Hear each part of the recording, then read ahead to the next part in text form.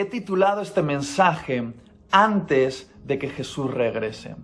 Y quiero ser bien honesto con todos vosotros. Tengo la sensación en estos días de que demasiados cristianos están obsesionados con descifrar Mateo 24, cuando estoy convencido de que el Espíritu Santo está intentando atraer la atención de la iglesia hacia Mateo 25.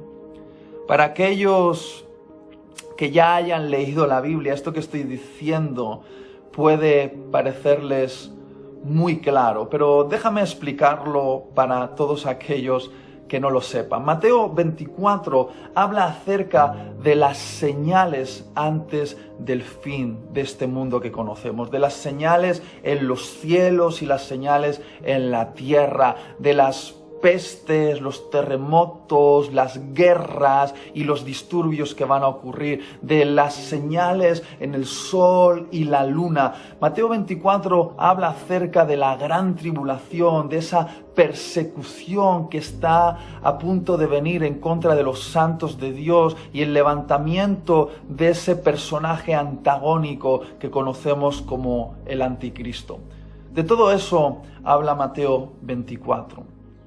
Pero un capítulo después, en Mateo 25, el Espíritu de Dios nos habla acerca del tipo de iglesia que Jesús espera que seamos justo antes de su venida. Y me da la sensación de que demasiados están obsesionados con descifrar los misterios de Mateo 24, cuando el Espíritu Santo está exhortando a la iglesia a autoevaluarse según los principios de Mateo 25.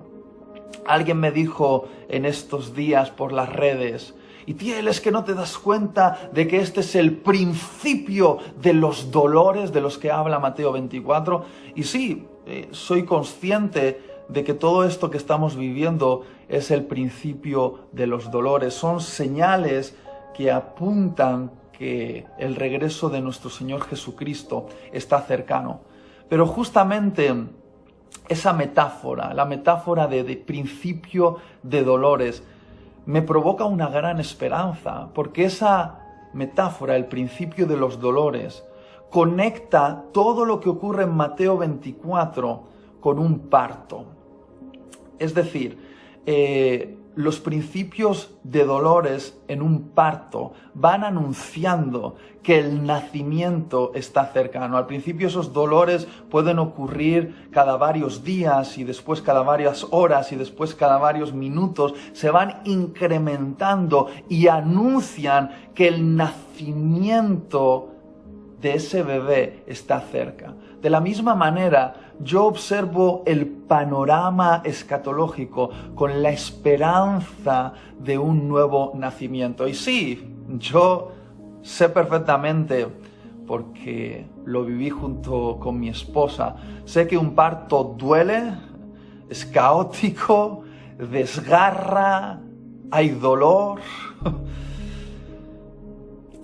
pero es la manera en la que algo nuevo puede salir a la luz.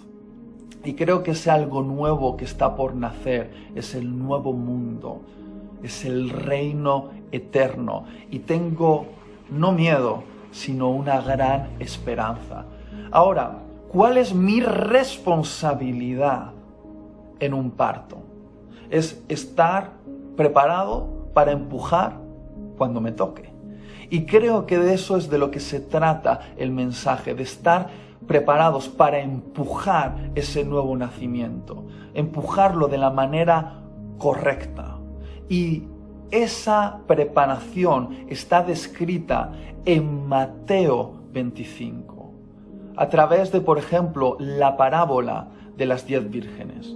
Y aunque yo soy un amante de la escatología, mi enfoque en estos días no debería estar en conocer la identidad del anticristo, por encima de conocer más profundamente la identidad de Cristo. Es decir, Mateo 25 me está animando a prepararme para recibir a Jesús, el novio que viene.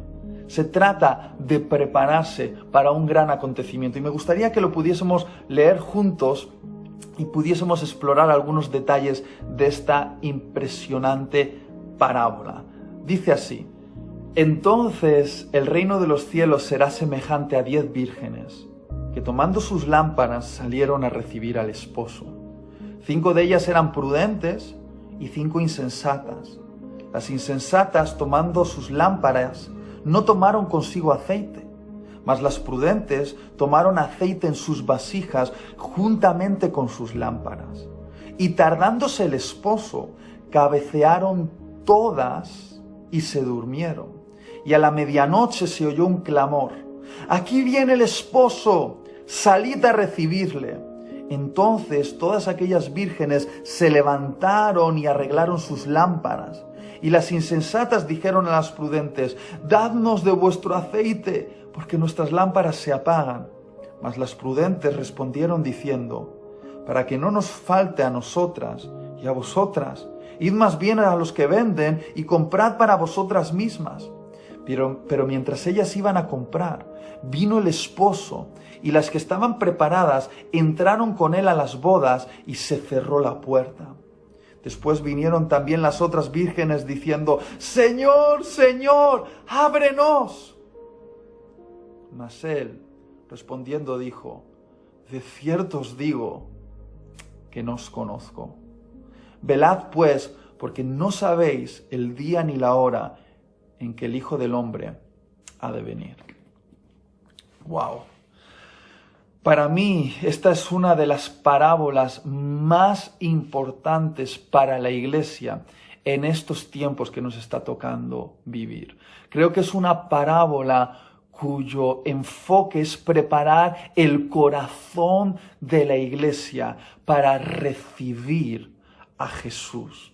Y durante estos días no me he quitado de la cabeza esta frase. Es una frase que recurrentemente está en mi mente y es la siguiente: quiero vivir como si Jesús hubiese sido crucificado ayer y como si fuese a regresar mañana. Es decir, quiero tener bien fresquita la sangre del Cordero rociada sobre los dinteles de mi corazón, pero además quiero tener mis ojos puestos en el cielo, expectante por ver el regreso del león que viene a reinar. Es decir, quiero vivir como si Jesús hubiese sido crucificado ayer y como si fuese por venir de regreso mañana. Y creo que esta parábola prepara mi corazón para esto y lo hace a través de una historia que era bien conocida por los judíos de aquella época que escucharon a Jesús relatar esta parábola. Jesús comparó su regreso con una boda y comparó a la iglesia con 10 vírgenes cuyo objetivo era esperar el regreso del novio. Ahora, quiero hacer un apunte aquí. Generalmente la gente se confunde al leer esta parábola y puede llegar a pensar que esas vírgenes son la novia de Jesús, como si Jesús se fuese a casar con 10 vírgenes, pero no es así. Realmente esas vírgenes eran una especie de comité o damas de honor cuyo objetivo era escoltar al novio hasta la casa de la novia donde se realizaría la ceremonia nupcial. El novio tenía que regresar de su lugar de origen y recorrer un largo camino, y al llegar a la aldea donde estaba su novia, estas vírgenes, estas damas de honor, tenían el cometido de esperar al novio y escoltarlo hasta la casa de la novia. Ahora, como el novio podía regresar a altas horas, estas vírgenes tenían que estar preparadas con lámparas encendidas para escoltar al novio en medio de la oscuridad de la noche. Y sí, en este contexto, esas 10 vírgenes representan a la iglesia, aunque sabemos que nosotros somos la novia de Jesús. En esta parábola somos representados a través de esas 10 damas de honor, cuyo objetivo es mantenerse despiertas, velando, esperando el regreso del novio para escoltarlo hasta la casa de la novia. Ahora, lo interesante en esta parábola es que el novio regresa a una hora incierta. De hecho, regresa a la medianoche. Eso, en el contexto de esta parábola, representa que es el momento de mayor oscuridad de la noche. Y creo que esto se conecta muy bien con lo que estamos viviendo hoy en día. Estamos viviendo tiempos de gran oscuridad en la historia de la humanidad. Creo que no necesito dar muchos detalles al afirmar que estamos viviendo tiempos muy peligrosos, tiempos de oscuridad.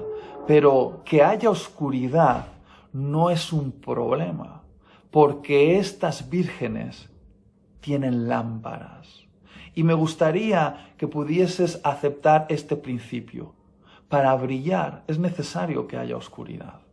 Es decir, debes aceptar que haya oscuridad, porque eso es una oportunidad para brillar.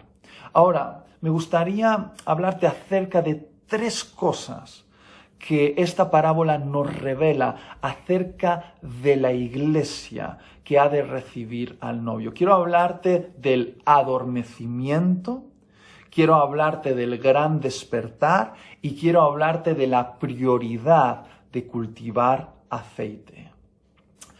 En primer lugar, me gustaría hablarte del adormecimiento. Creo que esta parábola de forma profética nos está anunciando que la iglesia que precede a la segunda venida de Jesús es una iglesia que va a tener la tentación de quedarse dormida. Dice esta parábola que como el novio tardaba en regresar, las 10 vírgenes se durmieron. Y yo creo que ese es el peligro de la espera, quedarnos adormecidos. Y creo que esta parábola está anunciando una posible somnolencia en la iglesia, una iglesia dormida o una iglesia anestesiada. Digo esto comparándolo con la anestesia que alguna vez me ha puesto el dentista a la hora de extraerme una muela. No sé si alguna vez has experimentado esto, pero cuando el dentista está por sacarte una muela, te anestesia la boca para que no sientas dolor. Y ciertamente no sientes dolor, pero tampoco sientes nada más. Pierdes la sensibilidad en la zona anestesiada. Y de alguna manera, creo que esta parábola nos está hablando de una iglesia anestesiada, que ha perdido la sensibilidad, que está apática, que está, pero que no está. Creo que esta parábola nos está anunciando el peligro de quedarnos dormidos como iglesia, cuando deberíamos estar velando, esperando el regreso de Jesús. Y durante estos últimos meses, incluso antes de que la pandemia nos alcanzase, el Espíritu Santo ya me estaba hablando acerca del exceso de entretenimiento en mi vida. Porque yo estoy convencido de que el entretenimiento es el gran anestesiador de nuestra generación. Yo creo que un poquito de entretenimiento es saludable, pero entretenimiento en exceso nos puede adormecer. De hecho, yo estoy convencido que quizá mi mayor problema para alcanzar los propósitos de Dios en mi vida no es tanto mi pecado como el exceso de entretenimiento. La verdad es que soy bastante bueno luchando en contra del pecado, pero me he dejado vencer demasiadas veces por la tentación del entretenimiento. Y mira, yo sé que amo a Jesús, pero demasiadas veces he preferido el entretenimiento rápido, barato y superficial por delante de la oración, el estudio de las Escrituras, el ayuno, el servicio. Y hoy en día llevamos en nuestro bolsillo un aparatito que nos da acceso a un sinfín de posibilidades de entretenimiento. Nos da acceso a vídeos, música, juegos, podcasts, blogs. Nuestra generación, como ninguna otra generación, lleva en su bolsillo, en el smartphone, la posibilidad de entretener su mente con cualquier estupidez. Y con el tiempo me he dado cuenta de que el mayor fracaso en mi vida puede ser tener éxito en las cosas equivocadas. Lo voy a volver a decir.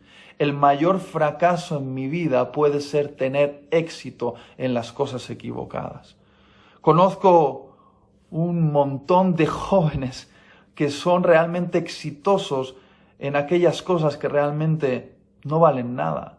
Son exitosos en sus canales de YouTube mientras juegan a videojuegos y miles o millones de personas les siguen para ver cómo hacen virguerías y logran retos mientras juegan a videojuegos y se convierten en grandes estrellas del gaming y se convierten en youtubers. Pero queridos, no hay mayor fracaso que tener éxito en las cosas equivocadas. Y creo que la mayor tentación de nuestra generación es el exceso de entretenimiento.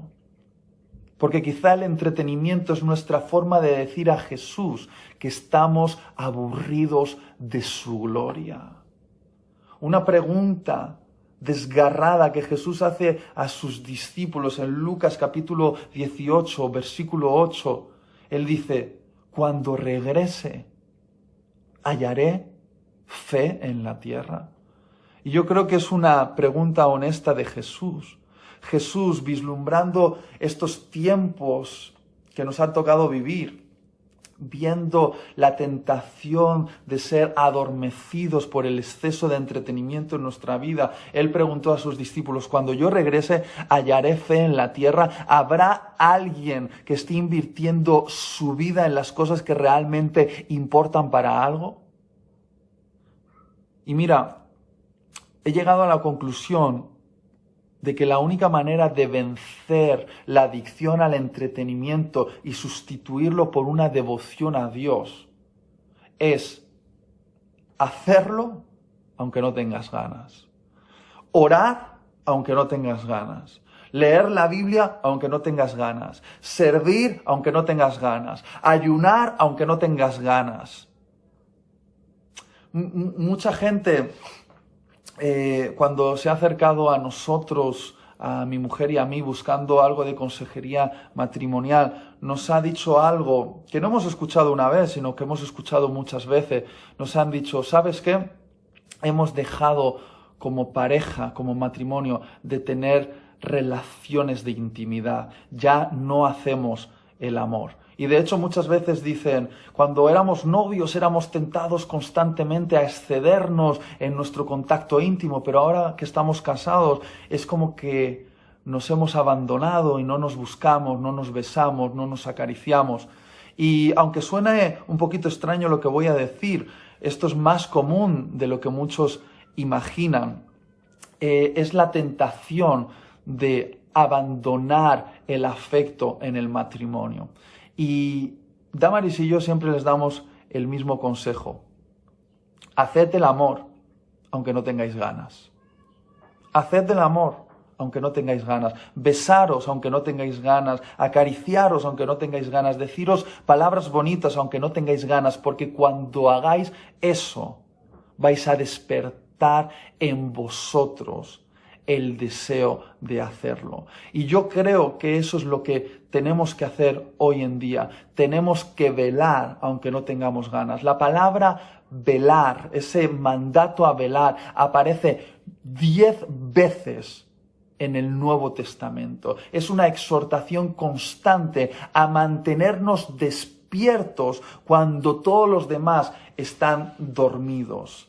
Y debemos mantenernos despiertos, aunque no tengamos ganas. Tenemos que tener una actitud despierta en medio de un mundo que se está durmiendo. Y no podemos perder las disciplinas espirituales. Hoy, más que nunca, es el momento de confrontar la tentación de quedarnos dormidos. En segundo lugar, me gustaría hablarte del gran despertar. De la misma manera que esta parábola anuncia una somnolencia que va a tomar el corazón de la iglesia en los tiempos finales, un sueño profundo que la va a anestesiar, estoy convencido de que esta parábola nos anuncia también que se va a producir un gran despertar en la iglesia, un despertar como nunca antes. La parábola dice que a la medianoche, es decir, en la hora más oscura, mientras las 10 vírgenes estaban dormidas, un clamor resonó, anunciando que el novio regresaba. Y fue ese clamor, el anuncio del regreso del novio, lo que despertó a las 10 vírgenes. Y de alguna manera creo que esta parábola nos está anunciando que el gran despertar que viene sobre la iglesia será a consecuencia de una revelación. La venida del esposo.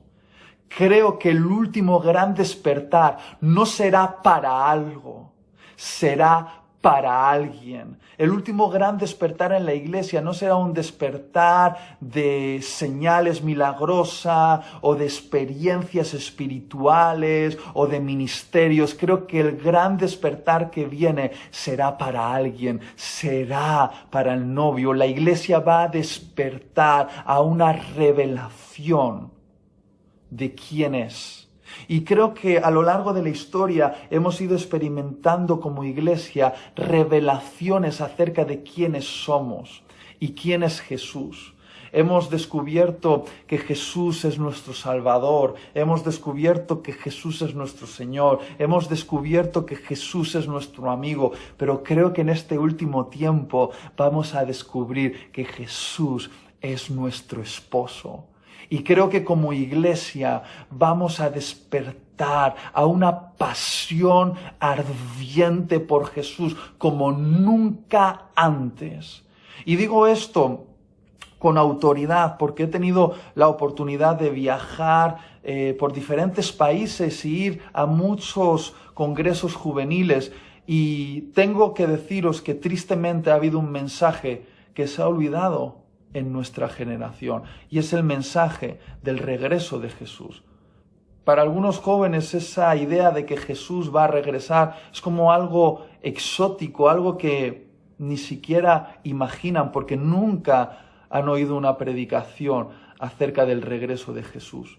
Y una evidencia de que este mensaje se ha olvidado en nuestra generación es que mientras que la iglesia primitiva tenía mártires, la iglesia de hoy tiene celebridades. Y creo que esto es una gran evidencia de que nos hemos olvidado de ese mensaje que impulsó el corazón de la iglesia al principio a vivir su vida como si Jesús estuviese por regresar mañana. Aunque es cierto que Mateo 24 anuncia un montón de calamidades que están por ocurrir, también anuncia algunos de los acontecimientos más grandiosos para la iglesia. De hecho, Mateo 24 dice que antes del fin, el evangelio del reino será predicado a todas las naciones. Y no puedo ocultar mi emoción al decir que estoy esperando una gran cosecha. Es cierto que los tiempos finales serán tiempos realmente difíciles, pero también serán tiempos de gran oportunidad para el Evangelio. Y de alguna manera ese gran despertar que estamos por experimentar nos va a hacer ver los campos listos para la cosecha. Casi puedo escuchar a Jesús diciendo: mirad los campos y ved cómo la mies está madura para ser recogida. Orad pues por obreros. Mira, demasiado tiempo hemos pasado orando por la mies, cuando Jesús nos está desafiando a orar por obreros. La mies ya está preparada.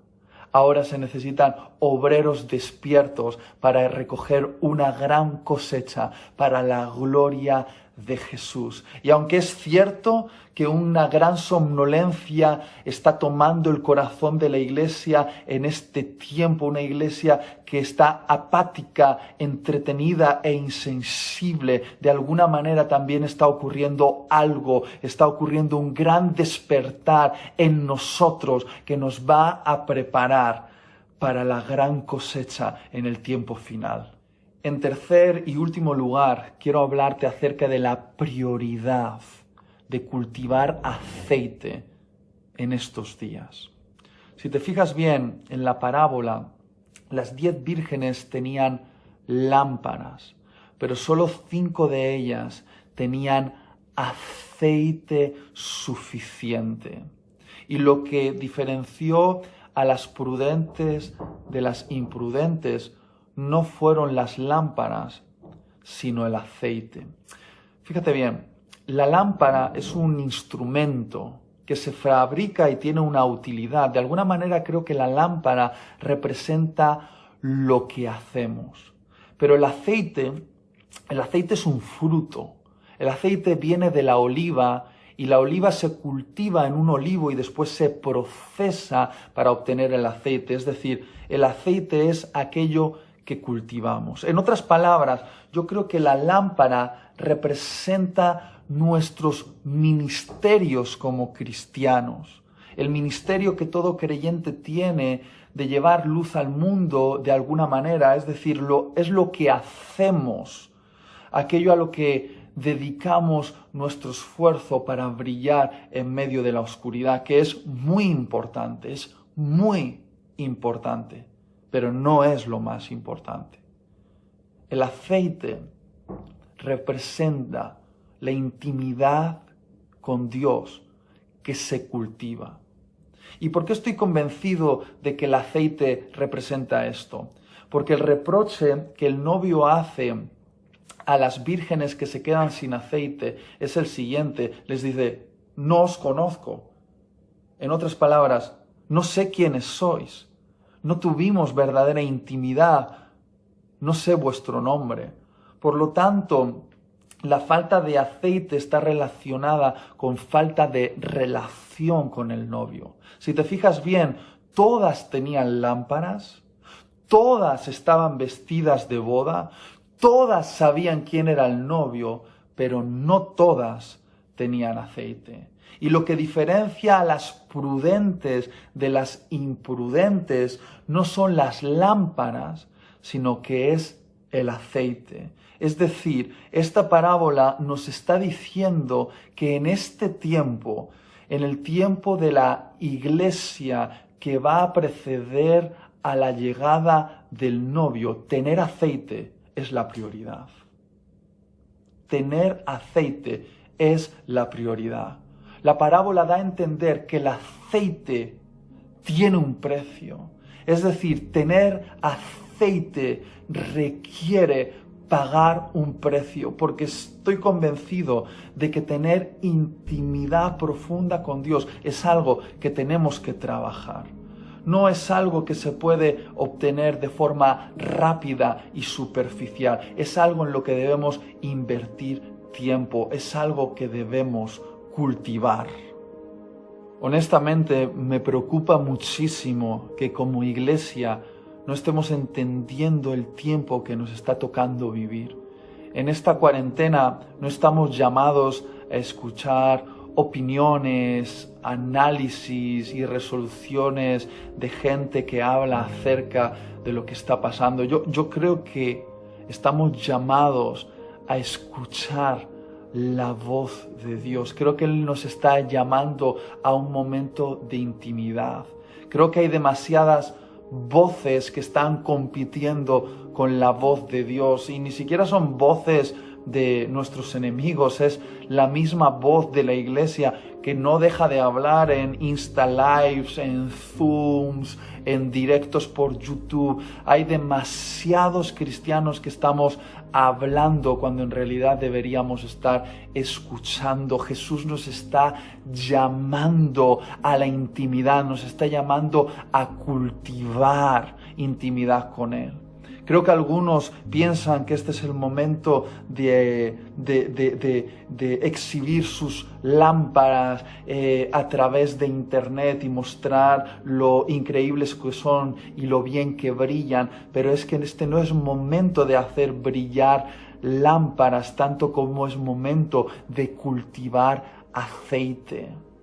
Si nos centramos ahora en potenciar y desarrollar nuestros ministerios, estaremos perdiendo la oportunidad que nos está dando esta cuarentena para cultivar intimidad con Dios. Quizá como Marta estemos obsesionados por hacer sándwiches a Jesús, cuando lo que Jesús quiere es que como María le prestemos atención a sus palabras.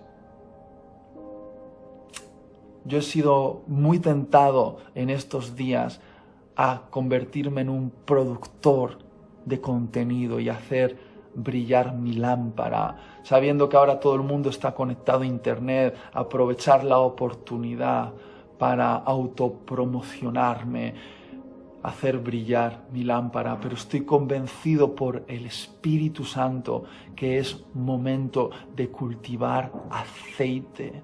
Si no lo hago ahora, puede ser que esté perdiendo la oportunidad de cultivar una intimidad que me va a preparar para brillar como nunca en tiempos de gran oscuridad. No quiero quedarme sin aceite en el momento en el que más se necesita.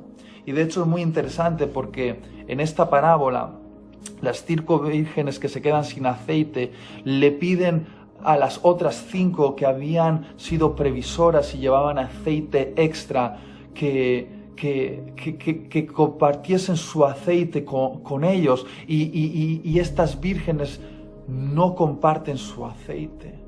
Las vírgenes prudentes no comparten su aceite y casi parece como algo contrario al espíritu cristiano, pero lo que nos está diciendo esta parábola es que hay cosas que son intransferibles. La intimidad con Dios es intransferible. Hay un precio que se paga por obtenerla y no se puede transferir. Tú tienes que cultivar esa relación con Dios. Y mira, estoy convencido de que hay muchas causas nobles que pueden consumir nuestro aceite y que en tiempo de cultivar podemos gastar aceite. Recuerdo la historia del farero, un buen farero, un farero de gran corazón, cuya misión era mantener la luz del faro encendida en un lugar muy peligroso, con muchas rocas peligrosas para los barcos. Era un lugar por donde no acostumbraban a pasar barcos, pero donde era necesario que hubiese una luz anunciando el peligro. Y generalmente el cargamento de aceite llegaba al faro una vez al mes. Y durante ese mes, algunos vecinos del pueblo llamaron al farero. Una vez fue una abuelita que le pedía un poquito de aceite para prender su chimenea en una de esas noches de frío. En otra ocasión fue un padre de familia que pidió al farero un poquito de aceite para poder preparar el fuego para la comida. En otra ocasión fue una madre que pidió al farero un poquito de aceite para poder arreglar una máquina en su casa que necesitaba ser engrasada. Y constantemente este farero, de buen corazón pero inconsciente, iba dando su aceite a los que le pedían, hasta que de repente, en una noche, su faro se quedó sin aceite y la luz se apagó. Y tristemente esa fue la noche donde un barco se acercó a la costa y encalló, hundiéndose y causando un gran desastre y dejando muchos muertos. Cuando preguntaron al alfarero qué es lo que había pasado, el alfarero no supo qué decir. Y creo que de alguna manera esto puede hablarnos a todos nosotros que tenemos motivos muy loables por los que desgastar nuestro aceite, pero ahora es prioritario cultivar intimidad con Dios. Y va a haber algunas evidencias que como iglesia nos van a acompañar si cultivamos aceite. Creo que esas evidencias van a ser un espíritu sensible a la presencia de Dios y un alma sensible a las necesidades de la gente. Creo que una persona que cultiva aceite es una persona que suaviza su sensibilidad espiritual con Dios y suaviza su sensibilidad con las necesidades de la gente. Y creo que es momento de cultivar aceite y hacernos sensibles, porque durante mucho tiempo hemos estado demasiado entretenidos y nos hemos anestesiado, nos hemos insensibilizado a la presencia de Dios y a las necesidades de la gente. Y en el cultivo de esta intimidad con Dios vamos a sincronizarnos con su corazón y vamos a comenzar a amar lo que Jesús ama y a odiar lo que Jesús odia. Porque tenemos que entender el corazón de Jesús para no escandalizarnos con Él en este tiempo que está por venir. Tenemos que conocerle profundamente. Debemos conocer todas sus facetas. Debemos conocerle como Cordero y como León. Para que no nos pase como Juan el Bautista, que aunque vio que el Espíritu Santo vino sobre Jesús y él mismo anunció que era el Mesías, como Juan el Bautista anunció que el Mesías vendría a gobernar con vara de hierro y a hacer justicia, es decir, tenía un marco en su mente de cómo debía ser ese Mesías, y de repente Jesús apareció comiendo con borrachos, abrazando prostitutas, haciéndose amigo de publicanos. Juan el Bautista se escandalizó con ese Jesús y cuando estaba escandalizado mandó a uno de sus discípulos a preguntarle a Jesús: ¿realmente tú eres el Mesías? Y Jesús tuvo que recordarle a Juan el Bautista lo que estáis viendo. Juan el Bautista no podía entender a un Mesías que venía como Cordero para ser sacrificado en la cruz, porque él esperaba un león que viniese a tomar dominio.